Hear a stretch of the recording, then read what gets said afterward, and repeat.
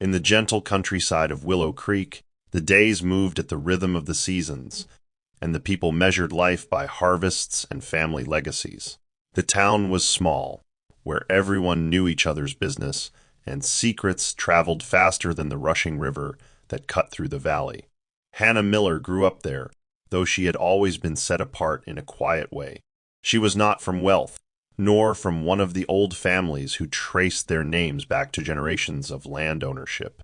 She was the daughter of a carpenter whose hands were roughened by years of chiseling wood, and a mother who died too soon, leaving Hannah with more responsibilities than most girls her age should have carried. Yet she had been blessed with a gentle spirit, and many in the town had the way she helped the sick, fed the poor, and never spoke an unkind word. When Daniel Thompson, son of the wealthiest family in Willow Creek, chose Hannah for his bride, the town was divided. Some praised Daniel's decision, saying he had chosen a woman of substance rather than mere social standing. Others sneered in private, muttering that a girl like Hannah was no fit for the polished world of the Thompsons. But Hannah, innocent in heart, entered the marriage with the hope that love would conquer disdain. Her wedding day was a quiet affair. Though her father stood tall with pride, the whispers of the townsfolk lingered like a chill in the summer air. As Hannah stepped into her new life, she carried with her the hope that kindness could soften hardened hearts, unaware that her journey ahead would test every fiber of her faith and endurance. The Thompson estate sat on the edge of Willow Creek, a sprawling house built with wide porches and white pillars that gleamed in the sun. To the people of the town, it was a symbol of wealth and pride, a reminder of how deeply rooted the family was in the soil of their land and the affairs of the community. When Hannah arrived there as a new bride, her heart brimmed with hope that the large house could one day feel like home. She greeted her mother-in-law, Margaret, with a smile, only to be met with eyes colder than a frosted window pane. Margaret looked her up and down with a glance sharp enough to pierce the skin, and though she offered no outright insult, her silence spoke volumes. Hannah tried to brush it aside, convincing herself that time would heal the gap between them. But each day revealed a little more of Margaret's disdain. Her words, when spoken, dripped with condescension, often couched in the tone of advice, but laced with poison beneath. "A woman of this house must know how to carry herself with grace," Margaret once told her, looking pointedly at Hannah's simple dress, as though her modesty was an offense. Daniel, caught between his mother and his wife, tried to soften the edges, but his silence was heavy, and Hannah felt it pressing against her heart. Still, she chose to remain tender and respectful, determined not to return insult for insult. She moved through the house like a servant rather than a bride, always eager to please, though her efforts fell short in the eyes of those who judged her. Even when she sat at the grand dining table, the whispers of comparison to the daughters-in-law of other wealthy families filled the air, and she often felt like an intruder in her own home. Time passed, and with it came the growing expectation that Hannah would bear children. In Willow Creek, a woman's worth was often measured by her ability to continue a family's name, and in the Thompson household, that expectation was doubled. Margaret longed for grandchildren she could boast about at church gatherings and in market conversations, and each month that passed without news of Hannah's pregnancy added fuel to her bitterness. Hannah tried to remain patient, believing that God's timing was not the same as man's, but the pressure grew unbearable. It began with subtle remarks, Margaret sighing heavily at the mention of other women's babies, or Daniel's father shaking his head when neighbors asked about heirs. Then the whispers turned into mockery spoken just loudly enough for Hannah to hear. At family gatherings, cousins and relatives exchanged glances when she entered the room, and laughter erupted after jokes too pointed to be coincidences. "A house without children is like a well without water," one uncle remarked, and though the words were not directly aimed at Hannah, everyone knew the meaning. Daniel still loved her, or at least he said he did, but the weariness in his eyes betrayed his struggle. He was torn between defending Hannah and avoiding conflict with his parents, and more often than not, he chose silence, which wounded Hannah more deeply than if he had spoken cruel words himself. Alone in her chamber at night, she wept into her pillow, whispering prayers that seemed to rise no higher than the ceiling. She clung to Isaiah 54, verse 4, repeating the words as though they were a lifeline. "Fear not, you will not be put to shame. You will forget the shame of your youth." Her tears watered those words, and though she could not yet see it, they would one day bear fruit. One evening, after a particularly bitter family supper, Hannah lingered in the hallway outside the parlor, carrying a tray of dishes back to the kitchen. She had meant only to pass by quickly, but voices from inside the room froze her steps. Margaret's voice, sharp and full of disdain, filled the air. "Daniel has brought us nothing but a curse," she said, her tone dripping with scorn. "Other men's wives fill their homes with laughter, and what do we have? Silence, sorrow, and shame." Hannah's heart thudded in her chest, but it was Daniel's father's voice that struck the final blow. A curse indeed. He married a shadow, and she has brought nothing but emptiness to our house. Laughter followed, harsh and cruel, echoing into Hannah's soul. The tray in her hands trembled, and for a moment she feared she might drop it, but she steadied herself and quietly slipped away. That night, as she knelt beside her bed, her tears fell so heavily they soaked the floorboards. She whispered prayers in a voice broken by sobs, clinging desperately to the promise that God would not abandon her. "Lord," she cried, "they call me barren, they call me cursed, but I know you are the lifter of my head. Hide not your face from me." You said in Psalm 27, verse 10, "Though my father and mother forsake me, the Lord will receive me. Receive me now, O Lord." Alone in that cold room, her prayers rose like incense, unseen by the world, yet heard in heaven. Hannah rose with the dawn, though sleep had been a stranger through much of the night. She often carried the burden of weariness in her bones, but she never allowed it to slow her hands. Every corner of the Thompson house seemed to demand her service. The kitchen, where pots needed scrubbing until they gleamed. The dining room, where tablecloths had to be pressed without a single wrinkle. The barns, where animals needed tending when the hired hands lagged behind. She believed that if she worked harder, if she wore herself thin like a candle burning on both ends, perhaps Margaret and her husband would begin to see her worth. Yet no matter how much she did, her efforts melted away like snow under the midday sun. Margaret would enter the kitchen after Hannah had labored for hours and still find fault. "The bread is too dense," she would complain, even when neighbors praised its flavor. Daniel's father would glance over the fields Hannah had weeded and mutter, "A man's land should be tended by strong hands, not those of a fragile woman." Hannah swallowed their words, though each insult cut her deeper than the last. She had hoped that hard work might be a bridge to acceptance, but instead it became a chain that weighed her down.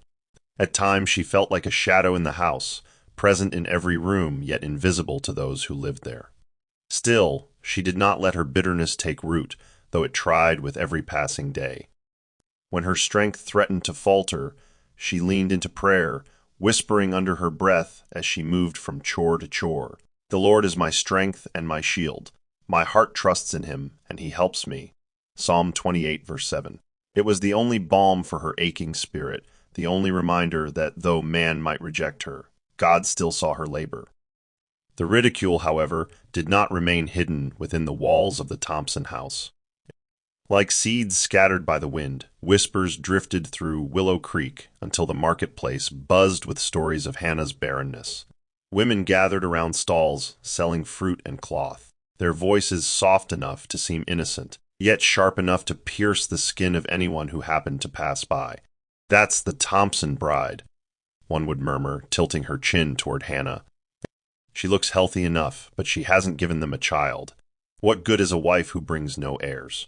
Another would reply, "Her hands are busy, yes, but her womb is empty."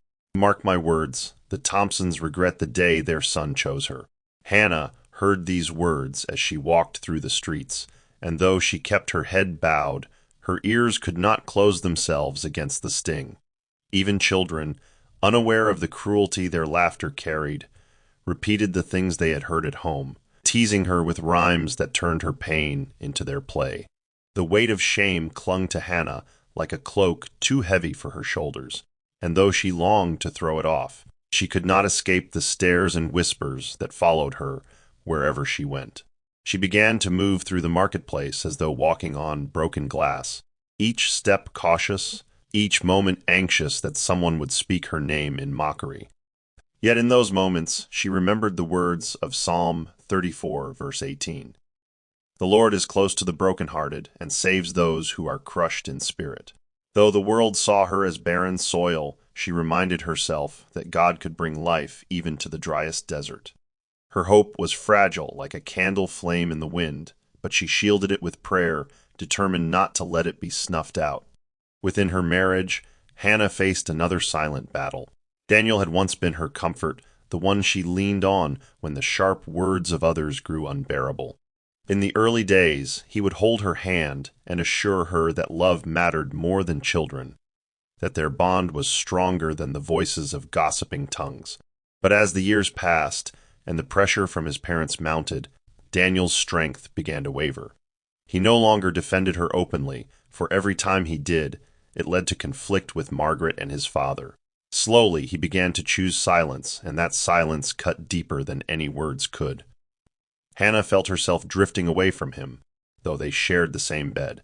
Their conversations grew shorter, their laughter more rare, until their home was filled with unspoken words and unanswered prayers.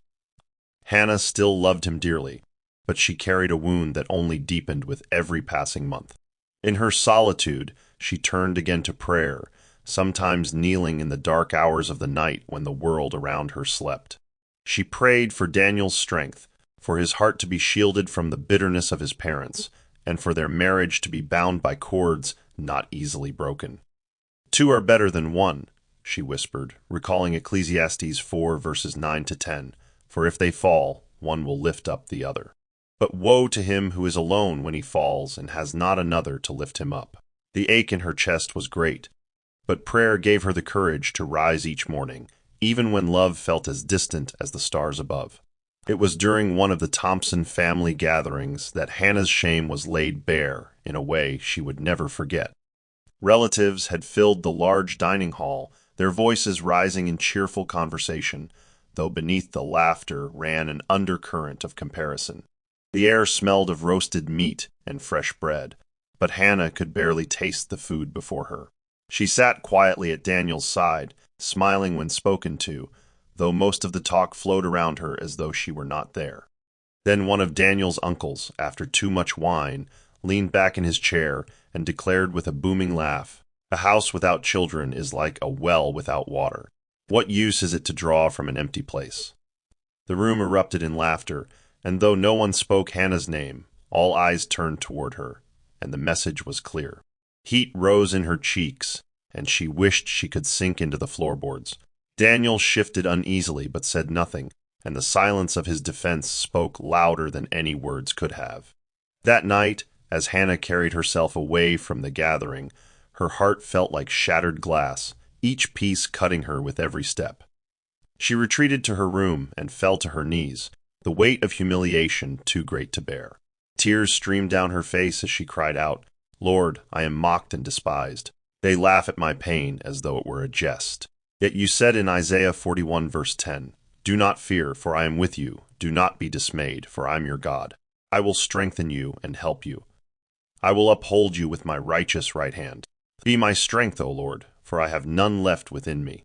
In the stillness of that night, though her pain was raw and her shame heavy, she felt the faintest whisper of comfort, like a breeze through an open window, reminding her that though man had mocked her, heaven still heard her cry.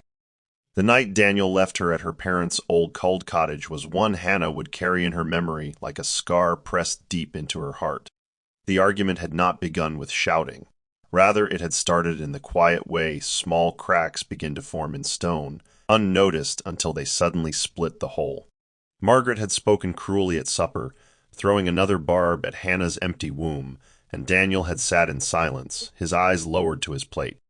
Later, when they were alone, Hannah begged him with trembling words to defend her, to at least show that he still believed in her worth. But he was tired, too tired of the constant battle between wife and parents, and though he loved Hannah, his resolve broke that night. He spoke words he would later regret, telling her that perhaps some distance would cool the fire in their home. Before Hannah could protest, he had taken her by the hand, not with tenderness, but with weariness, and led her out into the dark road that wound toward her parents' small, neglected cottage on the far edge of town. The cottage had been empty for years since her father's death, its shutters sagging and its roof patched poorly with weathered boards. Daniel left her there with nothing more than a cloak around her shoulders and a small bag of belongings. "Stay here for a while," he said, though his voice carried no conviction. Then he turned back, his figure swallowed by the night, leaving Hannah standing in front of the house that once held her childhood laughter, but now seemed to echo only with loneliness. She pushed open the creaking door and stepped inside, where the smell of dust and old wood greeted her like a bitter reminder of how far she had fallen. That night she did not sleep. She lay awake on the floor, staring at the beams above her, asking God if he had abandoned her too. Yet in the stillness of her sorrow, she felt a flicker of something she could not name, perhaps despair, perhaps hope, but it stirred in her like a seed waiting for rain. Days in the cottage began as a blur of survival, but slowly Hannah found herself shaping a new rhythm, a life no longer defined by the disapproval of the Thompson household. She woke each morning to silence, the kind of silence that pressed on her ears, yet also freed her from constant ridicule. With no one to command her, she turned her hands to the little patch of earth behind the cottage. The soil was stubborn, dry and hard from years of neglect, but Hannah knelt upon it, pressing her palms into the dirt as though she were pressing her grief into the ground itself. With patience, she pulled weeds until her fingers were raw, planted seeds she bought with the few coins Daniel had left her, and prayed over the land as though it were her own barren womb. "Lord," she whispered, "if you can make this soil bring forth fruit, then I know you can bring forth life from me too." In time, green shoots began to push through the earth, timid at first, but stronger with each passing day. Hannah marveled at them as though they were children of her own. The garden gave her food to eat, and soon there was enough to carry to the marketplace. Her hands, once calloused by labor done without appreciation, now worked with joy, for every sprout and flower seemed to be God's quiet reminder that he had not forgotten her. At night, she lit a small candle in the window and read aloud from the worn Bible her father had left her. The words seemed alive in a way they never had before. When she came across Hosea 14 verse 5, "I will be like the dew to Israel. He will blossom like the lily," she felt as though heaven itself had whispered those words directly into her ear. Though alone in the world, Hannah was not abandoned. She was being watered by unseen hands, prepared for a future she could not yet imagine. It was not only the garden that blossomed under Hannah's care, but also the skill of her hands with fabric and thread. Her mother had taught her to sew when she was a child, and though Hannah had put the craft aside during her marriage, she now took it up again with fervor. The old sewing box, left dusty in a corner of the cottage, became her treasure chest. She mended her own worn clothes first, then began to create garments from scraps she bought cheaply at the market. Her stitches were fine and steady, her patterns simple yet elegant, and soon the women of Willow Creek began to notice. At first they came quietly, asking her to mend torn dresses or sew modest garments for their children. But as word spread, more and more sought out Hannah, and she found her cottage filling with colors of fabric, rolls of thread, and laughter of those who lingered to speak with her. She charged little, only enough to keep herself fed, but her name began to carry respect. People who once whispered in scorn at the marketplace now spoke her name with admiration, marveling at how she managed to survive alone with such dignity. Hannah herself did not measure her worth by their shifting opinions, but she thanked God each evening, bowing low on the floor of her small room and saying, "You have turned my mourning into dancing. You removed my sackcloth and clothed me with joy." Psalm 30, verse 11. The very hands once weary from endless labor in the Thompson house now worked freely, not for approval that never came, but for the quiet joy of creating and blessing others.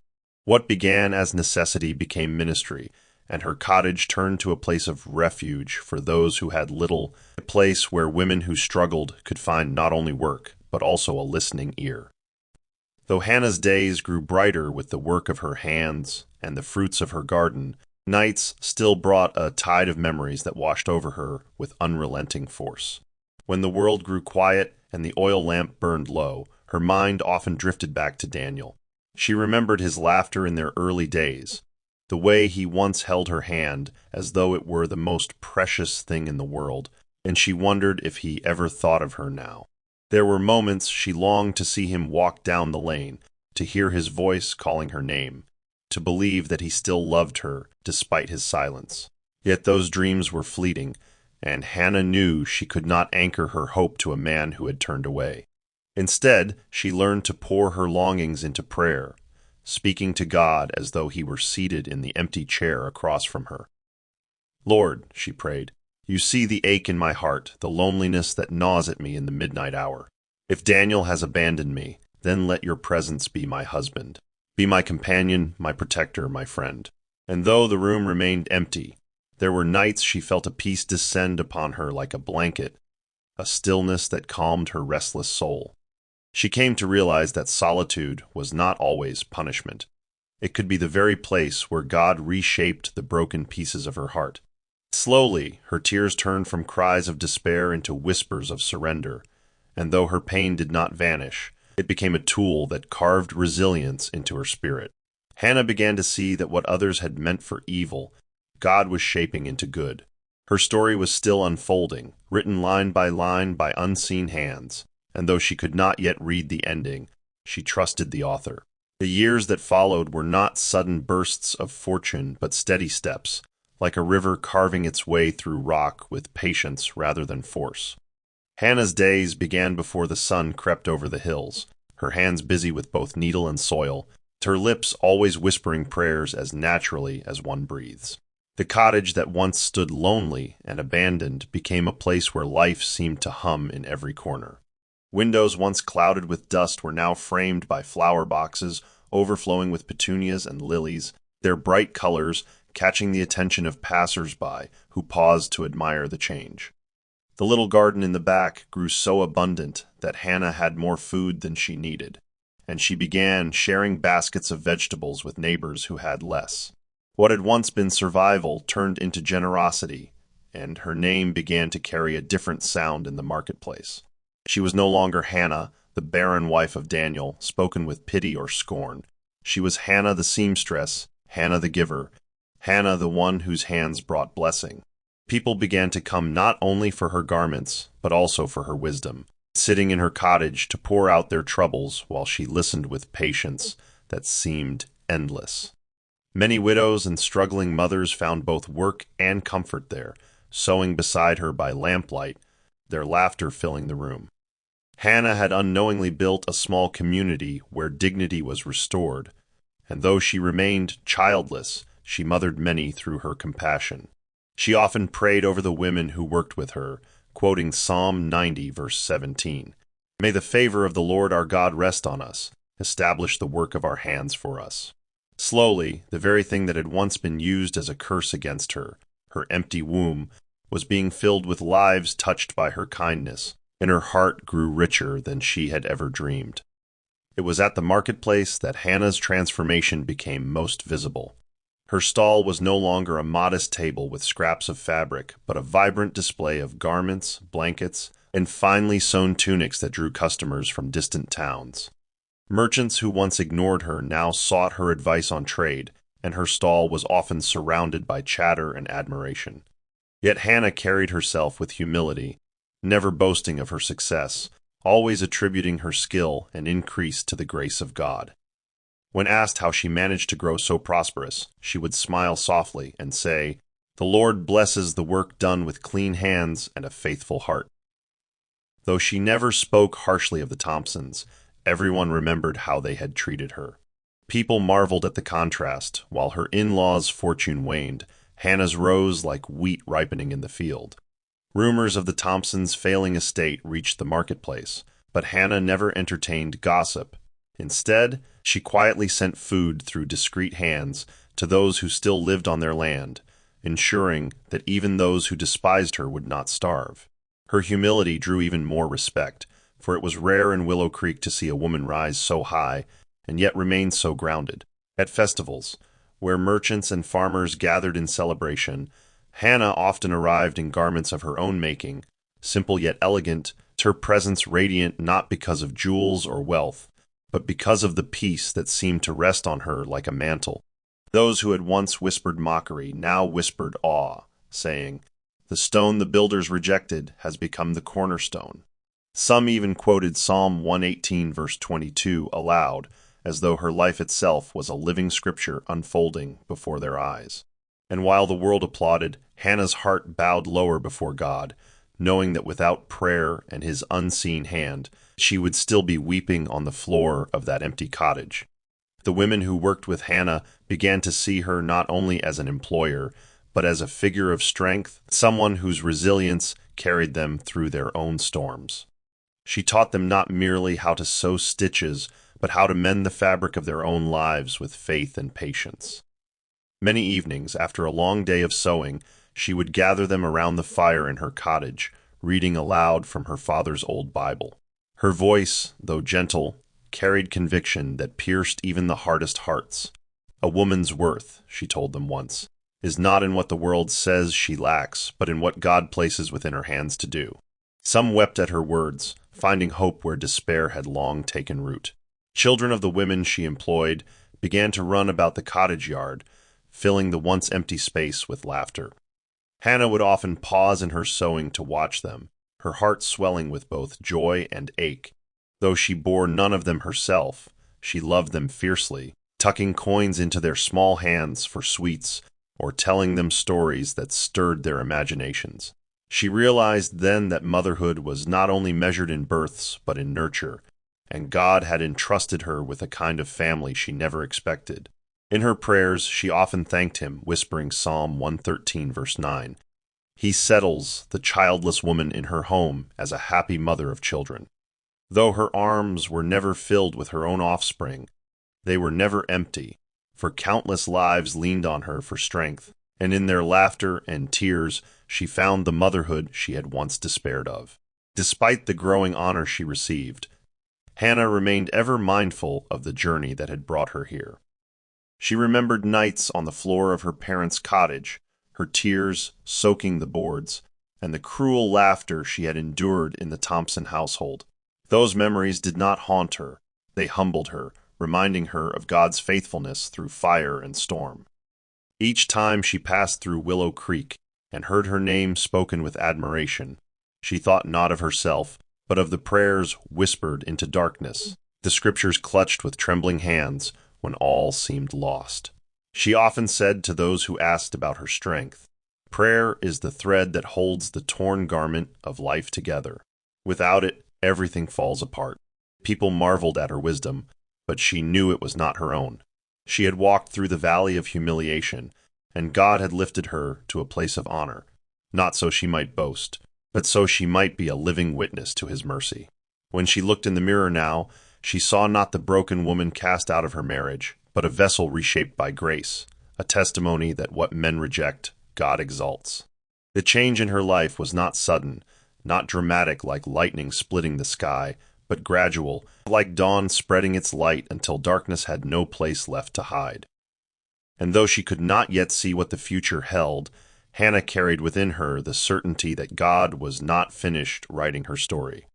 What had begun as a tale of shame was being rewritten, line by line, into one of triumph. The Thompson household, once the pride of Willow Creek, began to show cracks that could no longer be hidden. Where laughter once echoed through their halls, silence now lingered like a heavy fog. The wide fields that had long yielded crops with ease grew stubborn, their soil turning dry despite the sweat of hired men. Each season the harvest shrank, and where wagons once carried abundance to the marketplace, they now returned half-filled, the oxen plodding with more effort than reward. The grand house, with its painted pillars and polished floors, began to lose its luster, for repairs were delayed and dust crept into corners that once gleamed. The Thompsons, who had walked proudly through town with chins lifted high, now avoided the gazes of neighbors, for their prestige was slipping, and everyone knew it. Yet pride is a stubborn cloak, and they wore it even as it frayed, unwilling to admit the depth of their troubles. Daniel carried the weight most heavily, his body bent under both labor and worry. Once a man of vigor, he began to lose strength, coughing in the night, his skin pale against the dark rings of weariness beneath his eyes. Margaret, still sharp-tongued, found her bitterness turning against her, for the very scorn she had cast on Hannah seemed to circle back upon her head. Rumors whispered through Willow Creek that the Thompsons were cursed, that their arrogance had turned heaven's face against them. None dared say it to their faces, but the shift in the town's opinion was clear. Neighbors who once envied them now pitied them, and pity, to a proud family, was a wound deeper than any knife. In their desperation, they looked around for help, but the doors that had once opened readily for them now closed quietly, one after another. There where wealth had bought them friends, but wealth was slipping through their fingers like sand, and friends built on sand do not stand when storms come. As the estate crumbled, Margaret's pride wrestled with hunger, for there is only so long one can pretend when the cupboards are bare. She tried to maintain appearances, sweeping her porch and holding her head high when townsfolk passed, but inside her home, meals dwindled from feasts to scraps. Daniel, too weak to work the fields as he once had, spent his days confined to a chair, his cough rattling through the rooms that used to ring with his strength. The weight of guilt pressed heavily upon him, for though he had once promised Hannah his love, he had left her to bear shame alone, and now he found himself reaping bitter fruit. At night, when the silence pressed too heavily on his chest, he would whisper her name, wondering if she thought of him still, or if she had forgotten him completely. Margaret, on the other hand, fought with herself. Her sharp words about Hannah returned to her in memory, each one like an arrow piercing her conscience. A curse, she had called her daughter-in-law, and yet now she saw that the curse seemed to rest upon her own house instead. But the pride that had guided her tongue for years was not easily broken, and she struggled to find the courage to humble herself. Days stretched into weeks, and hunger gnawed at her until her bones ached. She began to hear whispers at the market, not of Hannah's shame, but of Hannah's prosperity. The seamstress, they called her now, the woman whose cottage never lacks, whose hands provide for many. Each time Margaret heard these words, her heart twisted, for she realized the same woman she had mocked was now living in abundance, while she, who once strutted with pride, stood in want.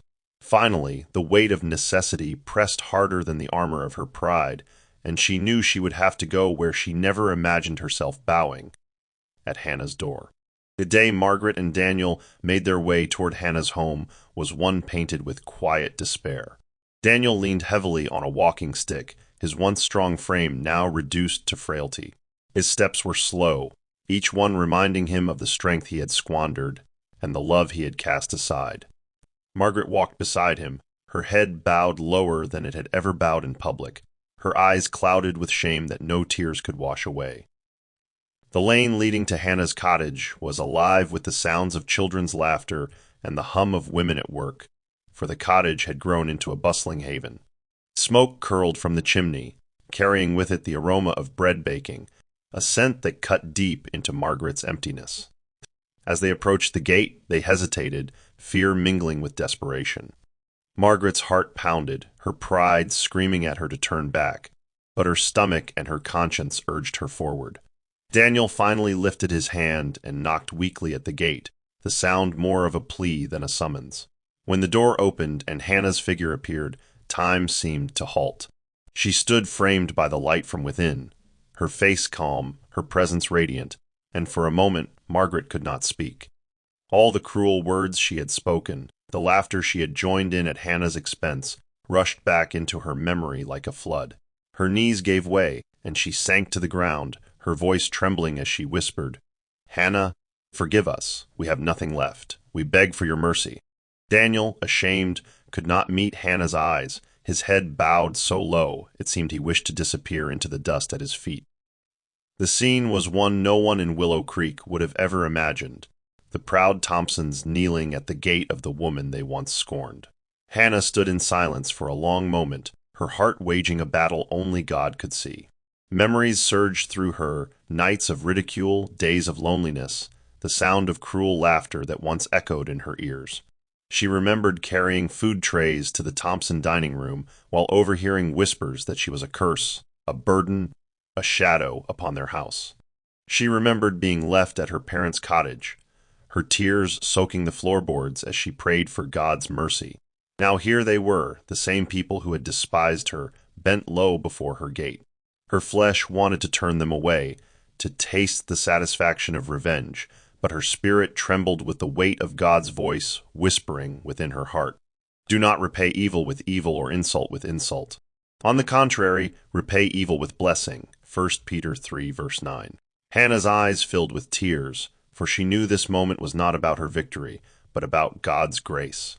Slowly she stepped forward, her hand resting on the gate as she spoke softly. The Lord lifts the humble and feeds the hungry.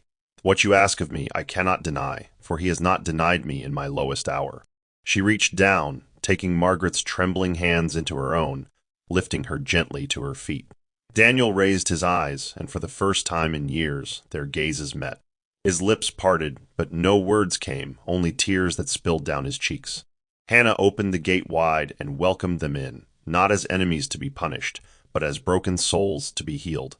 Behind her, the women and children in the cottage looked on in silence, witnessing not just reconciliation, but the triumph of mercy over bitterness. In that moment, Hannah's heart, once called barren, overflowed with fruit that no womb could bear, but only the Spirit could produce. Hannah's fingers lingered on the wooden gate as if the weight of the moment pressed through the grain into her very soul. It stood between two worlds, the world of scorn, rejection, and abandonment that she had endured, and the new world of mercy, reconciliation, and healing that beckoned her forward. The air was still, broken only by the soft cries of Margaret and the uneven breathing of Daniel, whose frailty showed in every line of his bent frame. Behind Hannah, the glow of her cottage spilled across the ground like a warm embrace, illuminating the humility of those who had once driven her into darkness. She felt the past collide with the present in a swirl of memories. Nights of anguish, when her prayers rose from the cottage floorboards, tears that fell into soil until it blossomed, whispers of shame that cut her heart, and now, before her, the very lips that had mocked her pleading for bread. It was as though life itself had brought her to a mountaintop where she could see clearly how far she had come and how far they had fallen. She closed her eyes and heard within her spirit the words of Romans 12, verse 20. If your enemy is hungry, feed him. If he is thirsty, give him something to drink. She breathed deeply, steadying her heart against the pull of vengeance, for the temptation to close the gate was real. To turn them away would have been the easiest answer, but the fire of prayer within her soul reminded her that God had lifted her to this very moment not to repay cruelty, but to reveal his glory. When she opened her eyes again, they were wet yet soft, and her voice, though trembling, carried with it a strength born of surrender. Rise, she whispered, her hand reaching down to Margaret. This gate will not remain closed to you. And with those words, the barrier that stood between hatred and grace began to crumble. Inside the cottage, the atmosphere shifted the moment Hannah led her in-laws across the threshold. The women who had been working fell silent, their needles stilling in midair, and the children who had been playing hushed their laughter as though instinctively aware of the sacredness of the moment. The fire in the hearth crackled, casting shadows on the walls that seemed to tell stories of brokenness and redemption. Margaret's eyes darted around the room, seeing the evidence of Hannah's labor everywhere. Bolts of cloth stacked neatly, bread cooling on wooden boards, herbs hanging from rafters to dry, and the faces of women who looked at Hannah not with disdain, but with reverence. It was a life built out of ashes, a life flourishing where once only pain had lived, and it humbled her to the marrow. Daniel sank into a chair, his body trembling from weakness, his eyes fixed on Hannah with an expression that held both sorrow and awe. For the first time in years, he spoke her name, barely above a whisper, as though saying it might shatter something fragile within him. Hannah. Just one word, but it carried the weight of regret and longing. She looked at him, and though memories of betrayal brushed against her heart, she saw also the man she had once loved, worn down not only by illness, but by guilt. She placed bread and broth before them, her movements steady and without hesitation, for she had already chosen forgiveness the moment she opened the gate. Margaret, trembling, reached for the food with hands that had once pointed in mockery. Tears fell into the bowl as she lifted it to her lips, and she murmured, "I do not deserve this mercy." Hannah answered softly, "None of us deserve mercy. It is given by God, who lifts the humble and restores the broken." The women in the cottage exchanged glances, moved by the living parable unfolding before them, as Scripture took flesh in the simplest of acts. Bread broken, soup shared, hearts softened.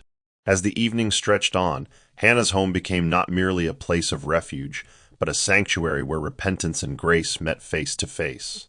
Margaret began to confess through sobs the cruelty she had shown, each word released like stones falling from her chest. She spoke of the shame she now carried, of the regret that haunted her nights, of the bitterness that had poisoned her soul until it left her house desolate. Every sentence seemed to strip away another layer of pride, leaving only the raw truth of her brokenness. Hannah listened without interruption, her silence not cold but compassionate, allowing Margaret to pour out the poison she had carried for years. Daniel, though weak, spoke too, his voice halting but sincere. He admitted his failure to stand by Hannah, his cowardice in choosing silence when she needed his strength, and the guilt that had gnawed at him since the day he left her at the cottage. The room grew heavy with their confessions, but it was not the heaviness of despair. It was the weight of chains breaking, of hearts unburdened. When they finished, Hannah lifted her hands, not in accusation, but in prayer. "Lord," she prayed aloud, her voice steady, "you see us as we are, broken, ashamed, yet longing for your mercy. Just as you forgave me in my lowest hour, forgive them now. Heal what is torn, restore what is lost, and let this house be a dwelling of peace." Her words seemed to weave through the room like a balm, and those gathered felt it, an unseen presence, strong yet gentle, as though heaven itself leaned close to witness. Margaret sobbed openly. Daniel bowed his head, and the women working at the cottage wiped their own tears, reminded that prayer is not bound to solitude, but is powerful even in the presence of many. What had begun in mockery was ending in redemption, not by human effort, but by the hand of God who delights in lifting the lowly. When night finally drew its curtain across Willow Creek, the fire in Hannah's cottage burned low, yet the light within shone brighter than ever. Margaret and Daniel, once filled with arrogance, now rested with gratitude, their hunger satisfied, their hearts softened. Hannah stepped outside into the cool air, her gaze lifting to the stars scattered across the heavens. She breathed deeply, the weight of years lifting from her shoulders as she whispered, "You lifted me when I was called a curse. You clothed me with strength when I was stripped of dignity. You turned their scorn into a seat at my table, not to shame them, but to reveal your glory." The wind stirred the trees gently, as though creation itself responded to her prayer. Behind her, the gate stood slightly ajar, no longer a barrier, but a symbol of mercy freely given. She thought of Joseph's words to his brothers, words that had carried her through many lonely nights. "You meant evil against me, but God meant it for good." Genesis 50, verse 20. And in that moment, she knew her story was not one of defeat, but of victory born through surrender. She returned inside, closing the gate softly behind her, not as a wall of division, but as an embrace of grace. For Hannah had learned that prayer was not only the cry of the desperate, but the strength of the merciful, the language of the soul that transforms ashes into beauty. Her journey, marked by rejection, had blossomed into a crown no hand could take from her. And as the fire dimmed and silence settled, one truth echoed in every heart that had witnessed that night. When God lifts a person, no insult, no shame, no curse can stand against them. My dear listeners, Hannah's story is not just a tale of sorrow turned into triumph.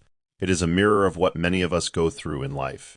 People may call you names, mock you when you are down, or even label you as a curse, because they cannot see what God is preparing inside of you. But just as the seed must first be buried before it grows, your pain is not the end. It is the soil from which your testimony will rise. When others turn their backs on you, do not let their rejection define you. Instead, let it drive you closer to God, for the stone the builders rejected often becomes the very cornerstone. Remember this: No voice of man can cancel what God has written over your life. Your tears are not wasted. They water the ground for your future harvest. And so, beloved, let us pray together with faith. Father in heaven, we thank you because you are the God who lifts the broken and crowns the despised with honor. Lord, just as you lifted Hannah from shame to glory, lift every listener under the sound of this prayer.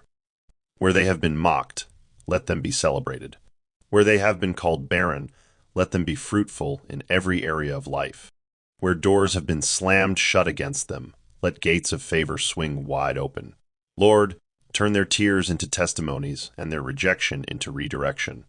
Restore families, heal hearts, and silence every tongue that rises against them.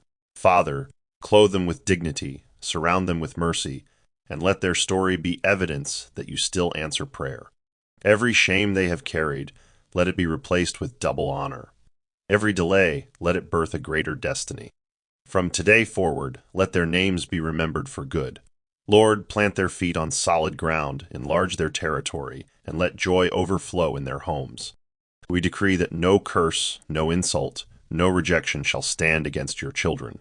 Their enemies will see them rise and declare, "This is the doing of the Lord, and it is marvelous in our eyes." In Jesus' mighty name we pray. And if you believe this prayer, wherever you are, I want you to say aloud amen. Type amen in the comments and claim it as yours. Because this is not just Hannah's story, it can be your story too. The God who lifted her is the same God who will lift you. This brings us to the end of this story. Please don't forget to like, share, and subscribe to my channel, and may God bless you for doing so. Bye.